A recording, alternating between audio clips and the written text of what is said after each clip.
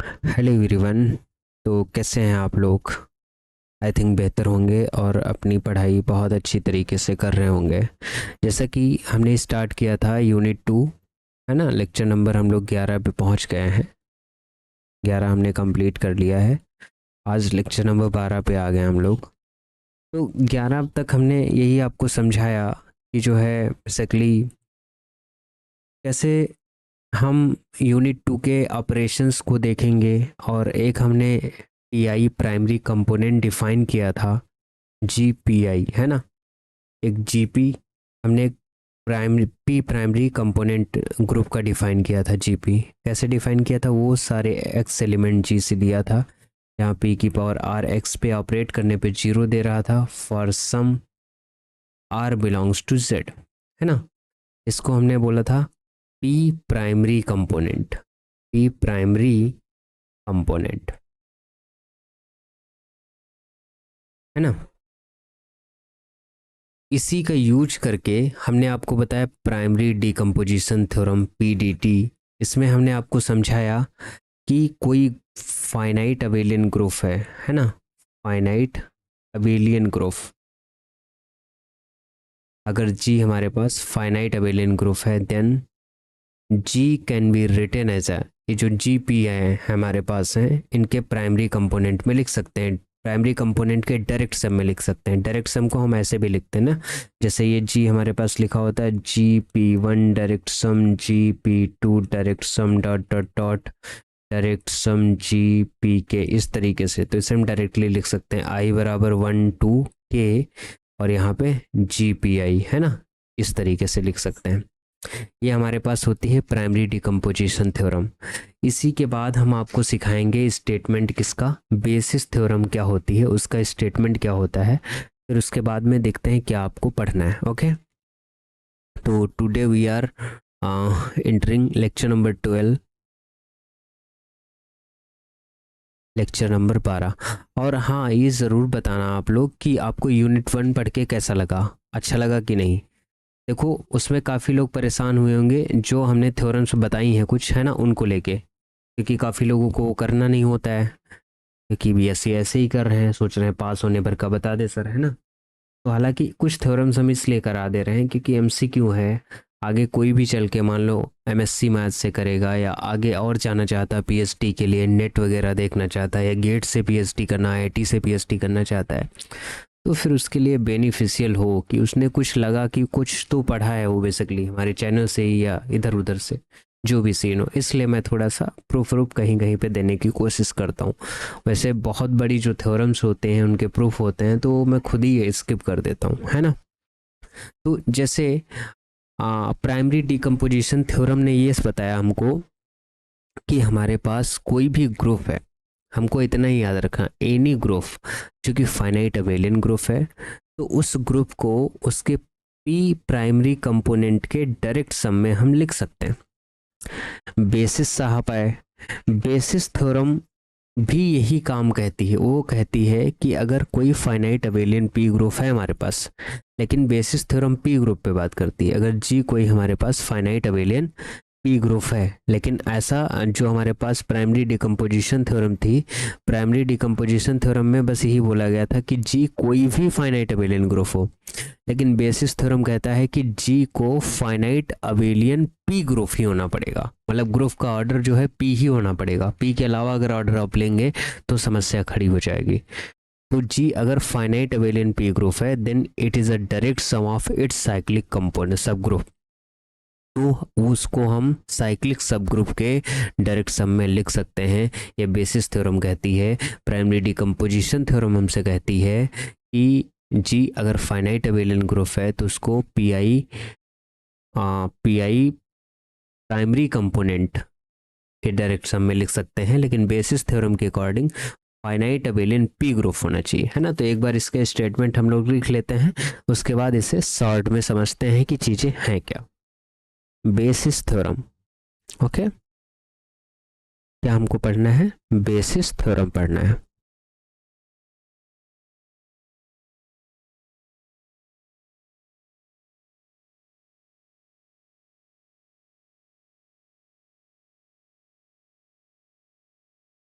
Sorry for disturbance.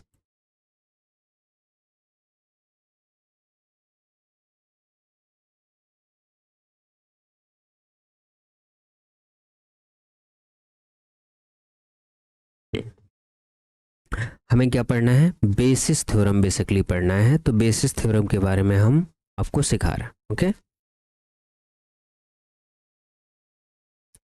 Basis theorem ये क्या कहती, if G is a finite abelian P group, लिखिए if G is a finite abelian P group, अगर G हमारे पास finite abelian P group है, then it is a direct sum of its cyclic subgroup, then it is a direct sum of its cyclic subgroup।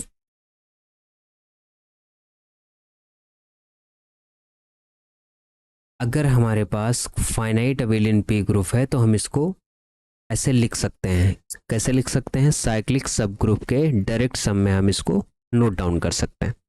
अब आपको हम सिखाते हैं, जैसे यहाँ पे सीखिए, इधर हम रखते हैं प्राइमरी डिकम्पोजिशन थ्योरम और इधर हम रखते हैं बेसिस थ्योरम। दोनों को एक तरीके से देखते हैं। ये कह रहा है कि अगर कोई ग्रुप का ऑर्डर है इस तरीके से दिया गया है, पी आई की पावर एन आई, है ना, जहाँ पे पी आईज जो हैं वो कैसी हैं, डिस्टिंक्ट, ये बात हमने आपको बताई थी। और जो एन आईज हैं ये हमारे पास बिलोंग कर रहे हैं कहाँ पे, इंटीजर से, जो कि नॉट नेसेसरली डिस्टिंक्ट, ज़रूरी नहीं डिस्टेंस। तो क्या कहते हैं, जो ग्रुप होगा उसको पी आई प्राइमरी कंपोनेंट में हम लिख सकते हैं डायरेक्ट सम में। तो G p one direct sum G p two, इस तरीके से हम लिखते थे ना, डायरेक्ट सम जी पी के, या फिर यूँ कह लो जी को हम लिख सकते हैं डायरेक्ट सम आई बराबर 1 to के जी पी आई। ओके, ये हो गया। अगर हमारे पास, ये कहती है हमारे पास प्राइमरी डिकम्पोजिशन थ्योरम, अगर ग्रुप का ऑर्डर ऐसा है जहाँ पे पी जो पी आईज सारे के सारे डिस्टिंक्ट हैं, एन आईज हमारे पास इंटीजर से आ रहे हैं, तो जी को हम प्राइमरी कंपोनेंट के जो प्राइमरी कंपोनेंट होते हैं हमारे पास उनके डायरेक्ट सम में लिख सकते हैं। लेकिन बेसिस थ्योरम कहती है कि जी को फाइनाइट अबेलियन पी ग्रुप होना पड़ेगा। बेसिस थ्योरम के अकॉर्डिंग जो जी है वो क्या हो हमारे पास, finite abelian P group, finite abelian P group. हालांकि फाइनाइट अबेलियन ग्रुप उसका भी होना चाहिए, लेकिन पी ग्रुप हो इसका ऐसा ज़रूरी नहीं है। तो जो ग्रुप का ऑर्डर होगा पी ग्रुप होगा तो पी की पावर एन ही होगा। इसमें देखो P1 P2 अलग अलग ऑर्डर मिल रहा है ना, लेकिन यहाँ पे P की पावर n ही ऑर्डर होगा। तो कह रहा है जो G है ग्रुप है उसको आप इसके क्या कर सकते हो, साइक्लिक सब ग्रुप के डायरेक्ट सम में लिख सकते हो। मान लो पहला साइक्लिक सब ग्रुप इसका ZPL1 है, दूसरा साइक्लिक सब ग्रुप इसका क्या है, ZPL2, डायरेक्ट सम इस तरीके से dot dot dot direct sum ZPLN इस तरीके से। तो इसको हम क्या करेंगे, डायरेक्ट सम I बराबर 1 to n ZPLI इस तरीके से लिख सकते हैं, है ना, और करके। अब ये कह रहा है कि ये वाली कंडीशन सेटिस्फाई तभी होगी, मतलब जी को हम उसके साइक्लिक सब ग्रुप के डायरेक्ट सम में लिख पाएंगे, लेकिन कंडीशन ये है कि जो L1 plus L2 plus dot dot dot LN है, L1 L2 LN या LK जो भी मान लो, LN यहाँ पे है ना, इसका जो सम है वो कितना आना चाहिए हमारे पास, n आना चाहिए, तब जाके हम इसको इस तरीके से लिख सकते हैं। तो इतनी बात आई थिंक आपको समझ में आई होगी, है ना। मतलब अगर जी फाइनाइट अबेलियन पी ग्रुप है तो जी को साइक्लिक सब ग्रुप के डायरेक्ट सम में हम लिख सकते हैं, जहाँ पे कंडीशन ये है कि L1 plus L2 plus LN क्या होना चाहिए हमारे पास, n के इक्वल होना चाहिए। ओके, तो ये दो थ्योरम है हमारे पास, एक बेसिस थ्योरम और प्राइमरी डिकम्पोजिशन थ्योरम। मुझे लगता है कि मैं इसका थोड़ा सा रिव्यू आपको दे पाया होगा कि कैसे आप प्राइमरी डिकम्पोजिशन थ्योरम और इसके स्टेटमेंट को याद रखेंगे, है ना। बस इतना याद रखना है, एक ग्रुप है जिसका ऑर्डर अगर पी आई की पावर एन आई है, जहाँ पे पी आईज कैसे हैं, डिस्टिंक्ट हैं, और ये एन आईज बिलोंग कर रहे हैं कहाँ पे, इंटीजर के अंदर। तो इसका मतलब ये हो गया कि जो ये ग्रुप होगा, है ना, अब पी आईज डिस्टिंक्ट हैं, तो अगर अलग अलग पी आईज हैं, पी आईज कैसे हैं, डिस्टिंक्ट हैं यानी अलग अलग, और एक ग्रुप है जिसमें उसका ऑर्डर क्या है, पी की पावर एन, और दोनों के दोनों ग्रुप कैसे हैं, फाइनाइट अबेलियन। ग्रुप दोनों के दोनों फाइनाइट अबेलियन है, इसमें डाउट नहीं है, लेकिन ये पी ग्रुप फाइनाइट अबेलियन है, बट ये वाला हमारे पास इस तरीके का ग्रुप है, P1 ग्रुप, P2 ग्रुप, इस तरीके का है। मतलब कहने का मतलब यहाँ पे सारे पी आई डिस्टिंक्ट हैं, लेकिन यहाँ पे सारे पी आई डिस्टिंक्ट नहीं है, तो उसको एक ही में लिख दिया गया। ये बेसिस के अकॉर्डिंग है, और ये हमारे पास प्राइमरी डिकम्पोजिशन के अकॉर्डिंग है। ठीक, तो ये भाई साहब कह रहे हैं कि जी को हम डायरेक्ट सम में लिख सकते हैं कि इनसे जो प्राइमरी कंपोनेंट बनाए जाते हैं उनके डायरेक्ट सम में हम लिख सकते हैं। ये भाई साहब हमसे क्या कह रहे हैं कि जी को इनके साइक्लिक सब ग्रुप यानी ZPLI जो साइक्लिक सब ग्रुप बनाए जाते हैं उनके डायरेक्ट सम में लिख सकते हैं। बस इनके साथ कंडीशन ये है कि जो L1 L2 ये सारे टर्म आते हैं, इनका जो सम है वो हमारे पास n के इक्वल होना चाहिए, बस, और कोई समस्या इनके साथ नहीं है। ठीक, तो ये अकॉर्डिंग टू बेसिस थ्योरम और ये according to primary decomposition theorem. ठीक है, हो सकता है आप लोगों को पढ़ने में लगे कि दोनों का स्टेटमेंट सेम है, पर ऐसा एक्चुअली में नहीं है कि दोनों का स्टेटमेंट सेम हो। ओके, अब हम थोड़ा डिजाइन करते हैं कर्नल और इमेज। जैसे आपने होमोमॉर्फिज्म में पढ़ा होगा कर्नल और इमेज, तो यहाँ पे अगर कर्नल और इमेज के सिंबल आपको दिखने को मिलेंगे तो किस तरीके से दिखेंगे उसको देखते हैं। लिखिए, एक लेमा के तौर पे इसको लिख लीजिए, लेमा। लेमा यहाँ पे लड़की नहीं है, ओके। लेमा क्या है, let G be an abelian group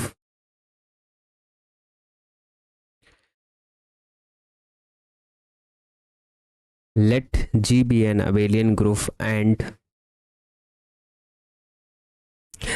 M be a positive integer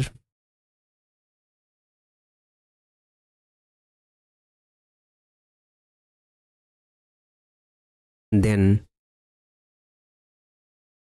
small m G को हम डिफाइन कर रहे हैं एम एक्स, जहाँ पे एक्स से बिलोंग कर रहा है किसके अंदर, जी के अंदर, ये है image, and capital G bracket के अंदर यम, इसको हम डिज़ाइन कर रहे हैं ऐसे, वो सारे एक्स जी से लाना है जहाँ पे एक्स पे यम ऑपरेट करने पे क्या आ जाए, ज़ीरो।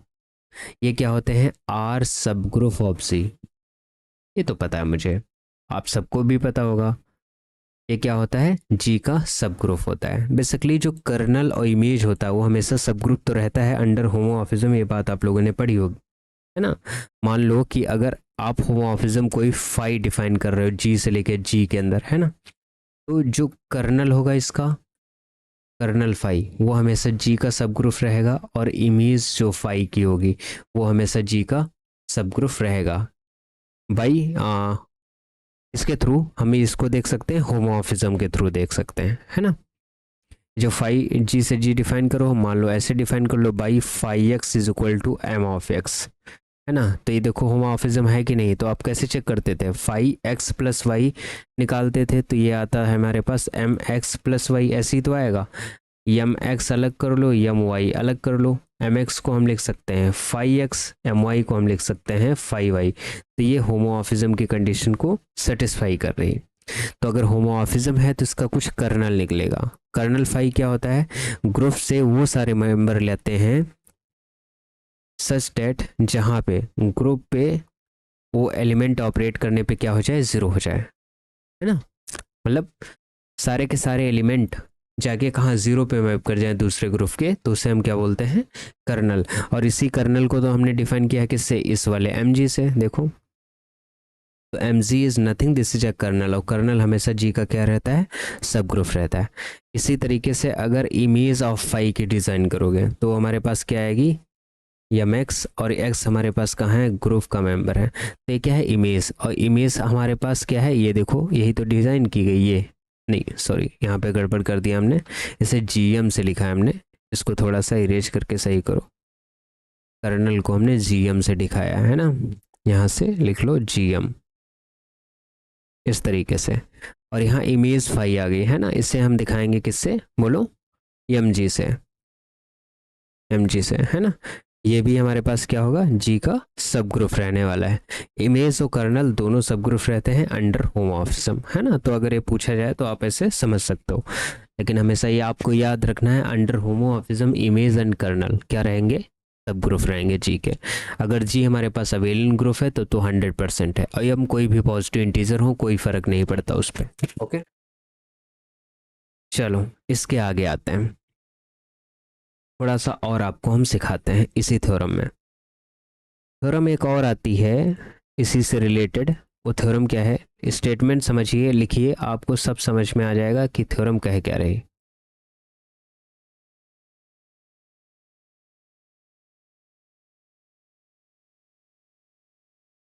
थ्योरम है if G is a finite abelian P group, p group से रिलेटेड है, नहीं बेसिस थ्योरम का कुछ ना कुछ यूज हो रहा होगा। If G is a finite abelian P group,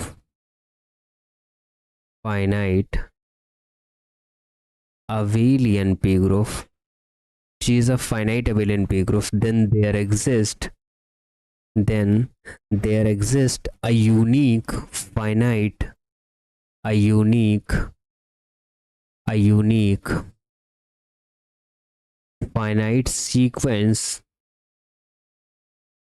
अगर जी फाइनाइट अबेलियन पी ग्रुप है तो कह रहा है एक यूनिक और फाइनाइट सीक्वेंस एग्जिस्ट करेगी, वो क्या है, p की पावर L1, p की power L2 dot dot dot p की पावर Lk, इस टाइप की सीक्वेंस, जहाँ पे फिर जो L1 L2 Lk में जो रिलेशन है वो ऐसा रहेगा, 0 से less or equal to L1 less or equal to L2 less or equal to dot dot dot less or equal to क्या रहने वाला है, Lk रहने वाला है।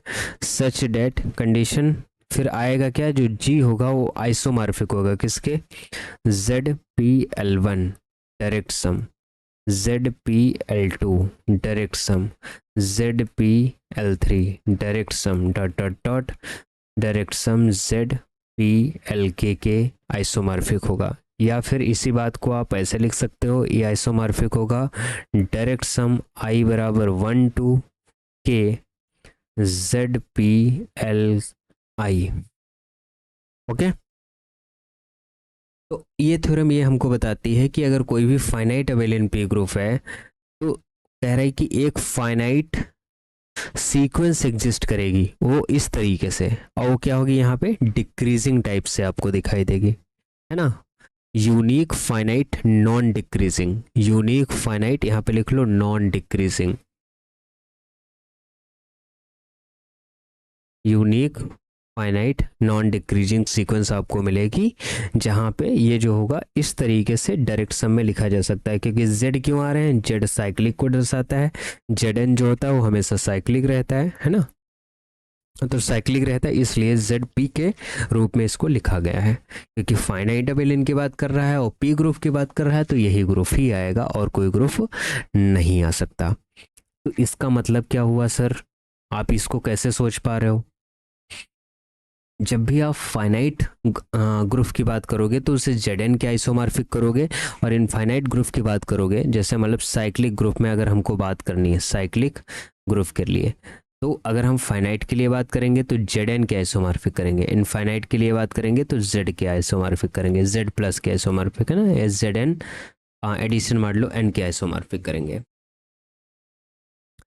जो चेन है वो ये वाली टर्म सेटिस्फाई करनी चाहिए कि L1 L2 less or equal to Lk हो। कैसे दिखाते हैं, जैसे मान लो G हमारे पास क्या है, फाइनाइट अबेलियन ग्रुप है ऑर्डर 27 का, मान लेते हैं कि G जो है फाइनाइट अबेलियन ग्रुप है, क्या है हमारे पास फाइनाइट और अबेलियन ग्रुप है ऑर्डर 27 का, अगर ये 27 ऑर्डर का फाइनाइट अबेलियन ग्रुप है, ओके, तो G को हम लिख सकते हैं डायरेक्ट सम में, तो G जो आएगा हमारे पास Z27 के आइसोमॉर्फिक होगा इस तरीके से, यही तो होगा, यानी इसको हम G को ऐसे भी लिख सकते हैं, जो Z होगा वो 3 की पावर 3 के आइसोमॉर्फिक होगा, 3 3 9 त्रुक 27, ऐसे लिखा था ना जेड पी की पावर L1, इस टाइप से, तो वही वाला लिख रहे हैं पी की पावर, क्योंकि इसका ग्रुप का ऑर्डर 27 है, तो 27 को हम लिख सकते हैं 3 की पावर 3, 3 3 9 त्रुक 27, ऐसा हम लिख सकते हैं। तो अब इसको ऐसे भी तो लिख सकते हैं Z3 डायरेक्ट सम Z9, 9 त्रुक 27 हो गया, लिख सकते हैं।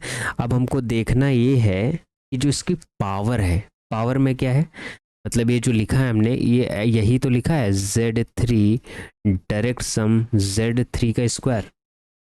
तो यहाँ पे जो P1 पावर है देखो 1, 0 से 1 बड़ा है कि नहीं, और 1 से 2 बड़ा है कि नहीं, तो नॉन डिक्रीजिंग ऑर्डर है कि नहीं, जो थ्योरम में कह रहा था देखो कि जी अगर फाइनाइट अबेलियन पी ग्रुप है तो एक unique finite non decreasing sequence मिलेगा इस वाले ऑर्डर का, जो कि इस कंडीशन को सेटिस्फाई कर रहा होगा। तो वही मैं तो करके दिखा रहा हूँ, देखो है कि नहीं, यही तो है, ठीक।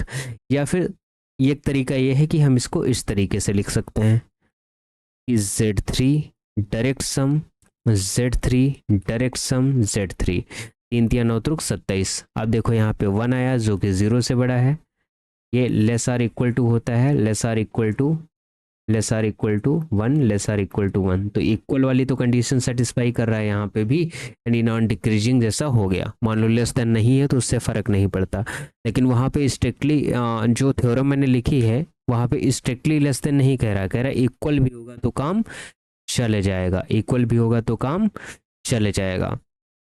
अब ये वाली थ्योरम आपने पढ़ ली। अब इसी थ्योरम से जनरेट होती हैं दो बातें, यहीं से जन्म होता है किसका, एलिमेंट्री डिवाइजर और इनवेरिएंट फैक्टर का।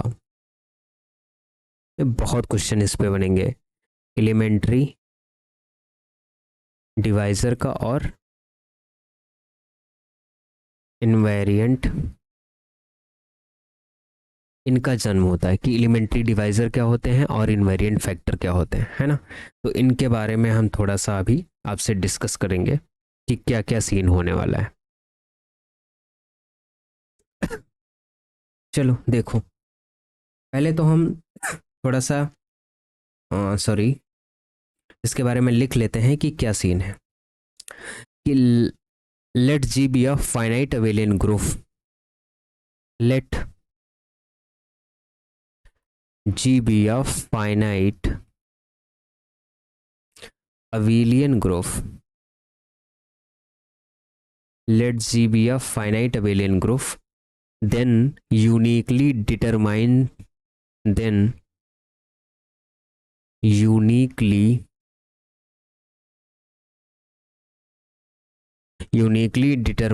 prime powers,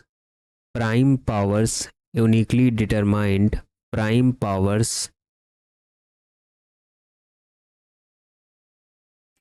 मान लो इस तरीके की हो, p की power L1 dot dot dot p k की पावर L k, इस तरीके से, है ना, p1 की पावर L1।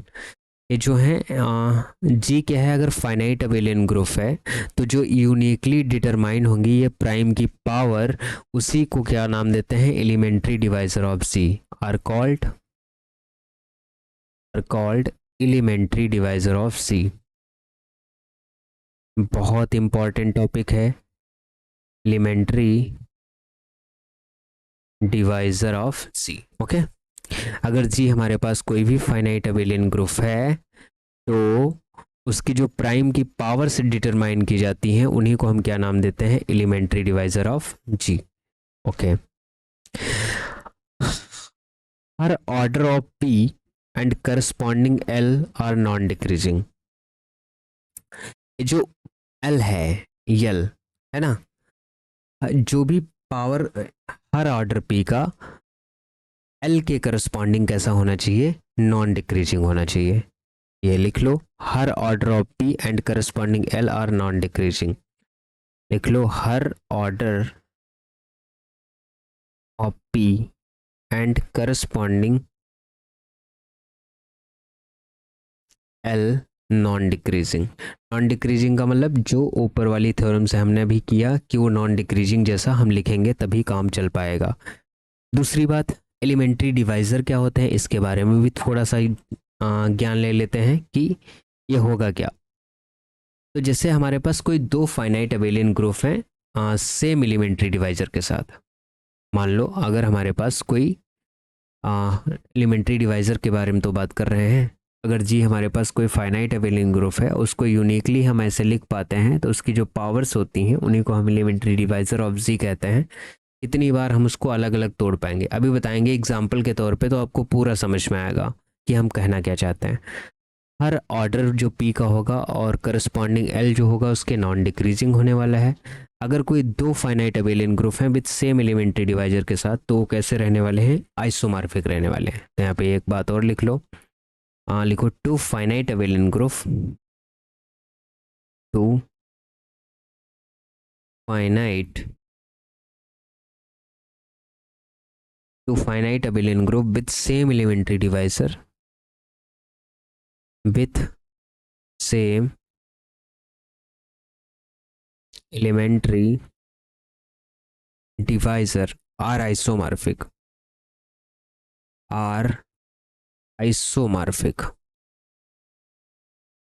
and conversely,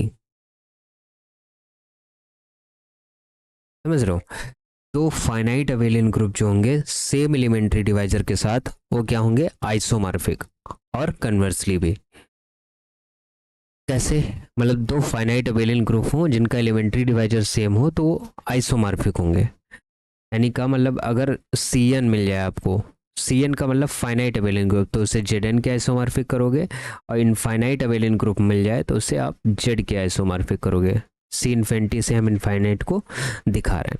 अब जैसे एलिमेंट्री डिवाइज़र और बाकी चीज़ें हो गई, तो इसके बारे में थोड़ा जान भी लेते हैं कि एलिमेंट्री डिवाइज़र एक्चुअली में है क्या, इससे रिलेटेड मतलब कैसे कैसे हम बात कर रहे हैं। जैसे देखो बताते हैं, हम लेट करते हैं, एक एग्जांपल लेते हैं, इससे पूरा डिटेल में सीखते हैं।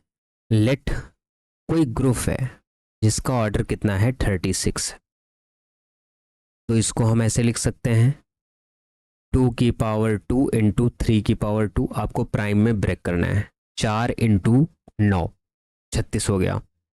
ओके, तो एक 2 ऑर्डर का ग्रुप मान लेते हैं बनेगा और एक 3 ऑर्डर का ग्रुप बनेगा, है ना।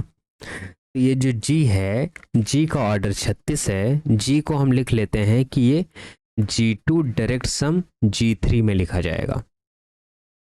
अब यहाँ से दो बातें आपको पता चली, ये जो G2 है, जो G2 है वो किसके आइसोमॉर्फिक है, Z2 का स्क्वायर। हम हमेशा इसे जो ग्रुप का ऑर्डर है हमेशा साइक्लिक के तौर पे लेंगे, Z2 का स्क्वायर इस तरीके से। और या फिर इसको हम ऐसे भी लिख सकते हैं Z2 डायरेक्ट सम Z2, लिख सकते हैं ना, क्योंकि 1 लेस आर इक्वल टू 1 होगा, कोई फर्क नहीं पड़ता। इसी तरीके से अगर Z3 के बारे में बात करें तो ये इसको हम लिख सकते हैं Z3 ऐसे, या फिर हम इसको लिख सकते हैं Z3 डायरेक्ट सम Z3, इस तरीके से लिख सकते हैं। दो पॉसिबिलिटी हमारे पास बनती। तो एलिमेंट्री डिवाइजर्स का सेट क्या बनेगा, इन दोनों को मिक्स करो आपस में, लिखो set of elementary divisor, set of elementary divisor, set of elementary divisor.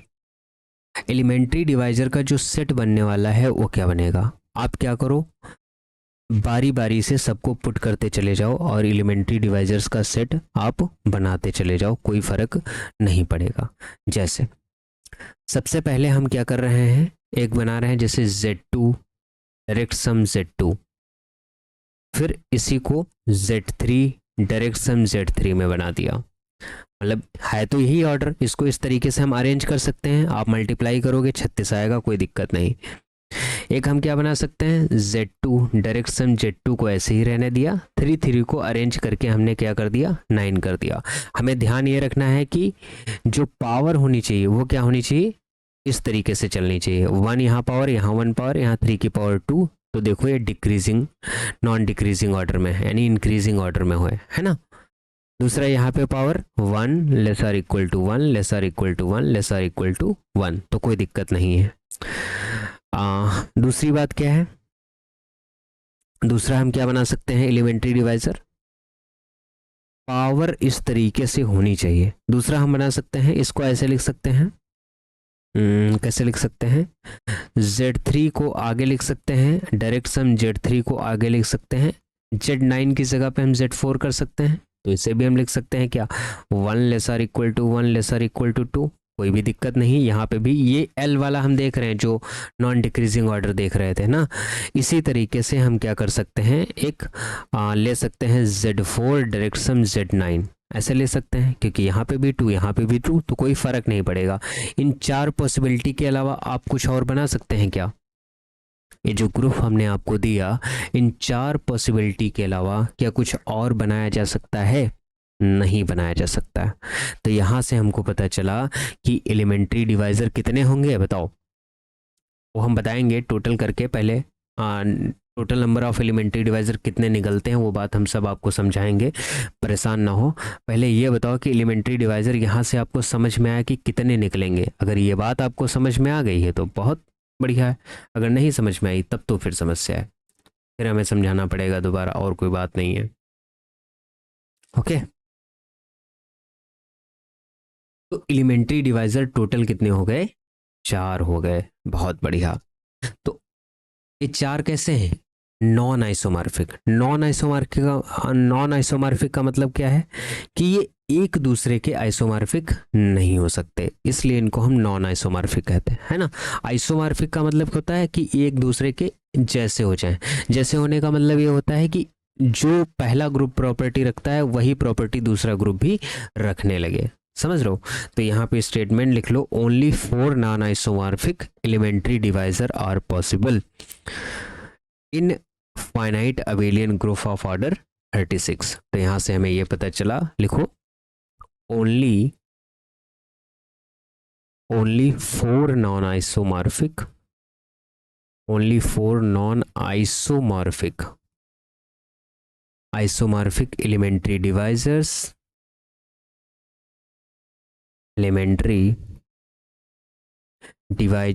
Are possible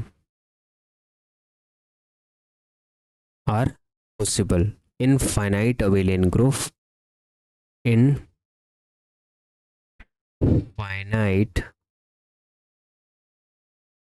abelian group of order 36। 36 group के ऑर्डर में हमें सिर्फ और सिर्फ 4 ही नॉन आइसोमॉर्फिक एलिमेंट्री डिवाइजर मिलेंगे। अब ये जो फाइनाइट अबेलियन ग्रुप है 36 ऑर्डर का, तो पॉसिबल एलिमेंट्री डिवाइजर कौन कौन से बने उन्हें भी हम लिख लेते हैं, है ना। लिख लो पॉसिबल एलिमेंट्री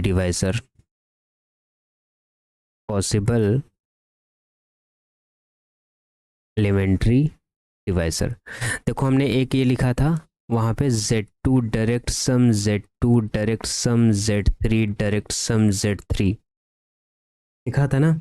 एक हमने लिखा था Z2 direct sum Z2 direct sum, इसको हम लिख सकते हैं, क्या लिख सकते हैं बताओ, Z9 बोला था ना। और एक को हम लिख सकते हैं Z4 direct sum Z3 direct sum Z3, इस तरीके से। ओके, एक को हम क्या लिख सकते हैं, Z4 डायरेक्ट सम Z9, है ना। तो यहाँ से जो आया हमारे पास क्या आया था, 2233, इसको ऐसे लिख लो, ये हो गया 229, को ऐसे लिख लो, ये हो गया हमारे पास 433, इसको ऐसे लिख लो, ये हो गया 4,9। ये पॉसिबल एलिमेंट्री डिवाइजर हम इस तरीके से अब लिखेंगे, इस तरीके का यूज ना करके हम ऐसे लिखेंगे, थोड़ा आसान होता है लिखने में। ओके, पावर आपको देखते रहना है कि पावर उसकी क्या होनी चाहिए, मिसमैच ना होनी चाहिए। मान लो कभी कभी ऐसा होता है जैसे 4 यहाँ पे लिख गया जबकि 4 यहाँ लास्ट में होना चाहिए, तो इसे सही कर लीजिएगा, कोई इशू नहीं है। ओके, तो 4 एलिमेंट्री डिवाइजर हमारे पास हो गए। अब total number of elementary divisor कैसे निकलेंगे और कैसे देखे जाएंगे, इन सब के बारे में हम आपसे बात करते हैं। देखो, मान लो अगर ग्रुप का ऑर्डर बढ़ाया जाए, कुछ थिंक अबाउट दैट, अगर ग्रुप का ऑर्डर बढ़ाया जाए, जैसे एग्जाम्पल के तौर पे हम कंसीडर करते हैं, लिखिए एग्जाम्पल एग्जाम्पल है हमारे पास, let G be a finite abelian group of order, let G be a finite abelian group of order, let G be a finite abelian group of order, order कितना ले रहे हैं 2700 की बार ले रहे हैं, ठीक है। Find elementary divisor of G, ED of G क्या होगा, एलिमेंट्री डिवाइजर कैसे निकालेंगे, सेम प्रोसेस करेंगे। सबसे पहला काम होगा जो ग्रुप का ऑर्डर है उसे प्राइम फैक्टर में लिखना। प्राइम फैक्टर में हम लिखेंगे तो कैसे आएगा, इसको हम लिख सकते हैं 2 की पावर 2 मल्टीप्लाई 3 की पावर 3 मल्टीप्लाई 5 स्क्वायर। आप जब इन सारे नंबर्स को इसका 2 का स्क्वायर और 3 का क्यूब यानी 4 प्लस मल्टीप्लाई 27 मल्टीप्लाई 25 करोगे तो आपके पास 2700 आ जाएगा। करके देखिएगा। तो यहाँ से हमको क्या पता चला, यहाँ से हमें पता चला कि हम g को लिख सकते हैं g2 direct sum g3 direct sum g5, ऐसे लिख सकते हैं। ओके, यहाँ से हमें ये पता चला कि जो G2 का ऑर्डर है वो 4 है। यहाँ से हमको ये पता चला कि जो G3 का ऑर्डर है वो 9 है। यहाँ से हमको ये पता चला जो G5 का ऑर्डर है वो हमारे पास 25 है। G3 का ऑर्डर 9 नहीं, ओके। G3 का ऑर्डर हमारे पास कितना है 27 है। G3 का ऑर्डर हमारे पास कितना है, G2 का G3 का ऑर्डर हमारे पास कितना है 27 है। ओके, अब देखो G2 का ऑर्डर 4 है तो 4 ऑर्डर के ग्रुप को हम ऐसे लिख सकते हैं, या तो Z2 डायरेक्ट सम Z2 या तो हम लिखेंगे Z4, यही दो पॉसिबिलिटी हैं। 27 ऑर्डर के ग्रुप को हम ऐसे लिख सकते हैं, या तो हम लिखेंगे Z27 या तो हम इसको लिख सकते हैं Z3 direct sum Z3 direct sum Z3, है ना। तीन तीन तीन 9 त्रुक 27, या फिर हम ऐसे लिख सकते हैं Z3 डायरेक्ट सम Z9। तीन पॉसिबिलिटी बन सकती हैं। और 25 ऑर्डर के ग्रुप को हम लिख सकते हैं Z25 या फिर हम लिख सकते हैं Z5 डायरेक्ट सम Z5, है ना। ये दो पॉसिबिलिटी बन सकती हैं। तो एक पॉसिबिलिटी, 2 3 4 5 6 7 पॉसिबिलिटी, यहाँ 2 पॉसिबिलिटी, यहाँ 3 पॉसिबिलिटी और यहाँ पे 2। सारी पॉसिबिलिटी को अगर मल्टीप्लाई कर दो, 2 3 6 दूनी 12, तो कितने हमारे पास ग्रुप मिलने वाले हैं, नॉन आइसोमॉर्फिक 12। तो सो ये जो पावर होती है ना, इसी को मल्टीप्लाई कर दिया जाता है। हमको पता चल जाएगा कितने एलिमेंट्री डिवाइजर मिलेंगे, कितने मिलेंगे 12 ही मिलेंगे। तो सो देयर आर 12, लिखो देयर आर 12 नॉन आइसोमॉर्फिक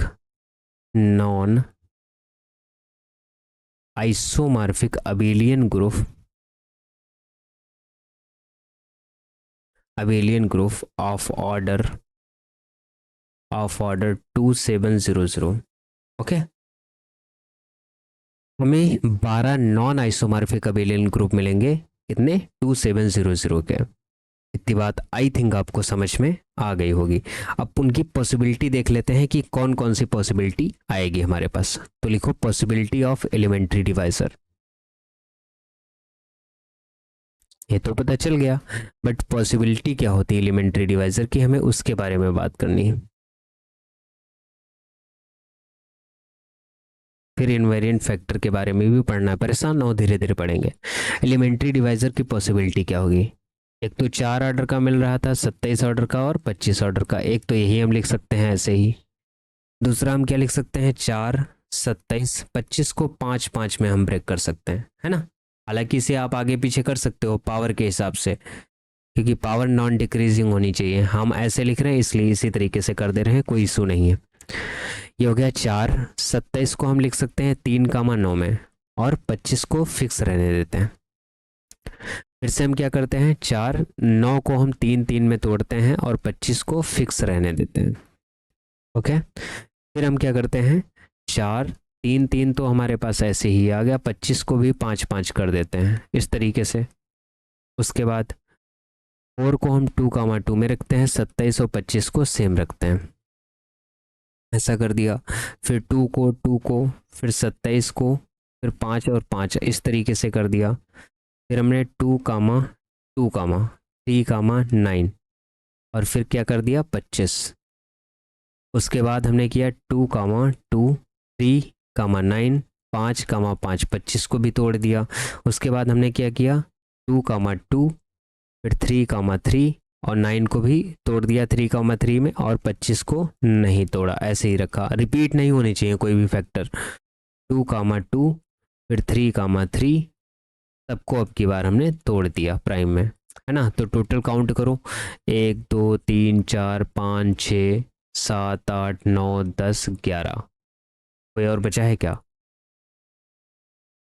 3, 2, 5, 3, 2, 5 और कितने होने चाहिए? 3, 3, 6, 3, 2, 5, 3, 3, 6। कोई मिस हो गया, कौन सा और फैक्टर मिस हो रहा है? 4, 3, 3, 5, 5 हो गया, 4, 3, 3, 25 हो गया, 4, 3, 9, 5, 5, 4, 3, 9, 5, 5 नहीं हुआ। हाँ, ये एक और लिख लो, 4, 3, 9, 5, 5, है ना, एक ये भी आएगा। तो टोटल एलिमेंट्री डिवाइजर्स 12 होंगे और उनकी पॉसिबिलिटी क्या होगी इस तरीके से। ये लिखना हमने इसलिए सिखाया, जो आपके पास ये आपको दिए जाएंगे, जो ऑर्डर होगा ग्रुप का, देखो इस तरीके से प्राइम में तोड़ लो। पहला 4 हो गया, दूसरा 27 और फिर 25। इन्हीं को हम इधर उधर हिलाते डुलाते रहेंगे और इस तरीके से एलिमेंट्री डिवाइजर्स की पॉसिबिलिटी बना लेंगे, क्योंकि ये पॉसिबिलिटी बनाना आना चाहिए, अदरवाइज इनवेरिएंट फैक्टर आप नहीं जान पाओगे, है ना। और इसमें मैंने आपको सिखाया कि total number of elementary divisor कितने होंगे, वो जो ऊपर की पावर आती है उसे काउंट कर लीजिए, 2, 3, 2 काउंट करोगे। काउंट करने का मतलब क्या है, उससे मल्टीप्लाई कर लो आपस में, आपको पता चल जाएगा total number of elementary divisor हमारे पास कितने रहने वाले हैं। ओके, तो 12 हमें नॉन आइसोमॉर्फिक एलिमेंट्री डिवाइजर मिले हैं, फाइनाइट अबेलियन, जिसका ग्रुप का ऑर्डर कितना है 2700 है। अब इससे रिलेटेड 1-2 थ्योरम आएंगी, उनको हम कल करेंगे, है ना। 1-2 थ्योरम को करेंगे, उसके बाद में जो है इनवेरिएंट फैक्टर के बारे में हम आपसे बात करेंगे, और फिर उससे रिलेटेड 1-2 थ्योरम के बारे में बात करेंगे, और फिर क्या करेंगे, इस वाले चैप्टर को फिनिश करेंगे। ओके, तो इसमें ज़्यादा है नहीं, यूनिट 2 में 3 से 4 लेक्चर में ख़त्म हो जाएगा। जैसे 2 लेक्चर हो गए हैं, तो ज़्यादा से ज़्यादा 2 लेक्चर और रहेंगे, बस ये फिनिश हो जाएगा। मैक्सिमम 2, हो सकता है एक ही में हो जाए, अगर मूड की बात होगी, थोड़ा लंबा लेक्चर ले लिए तो। ठीक है, मिलते हैं आपसे नेक्स्ट लेक्चर में, तब तक के लिए बाय बाय।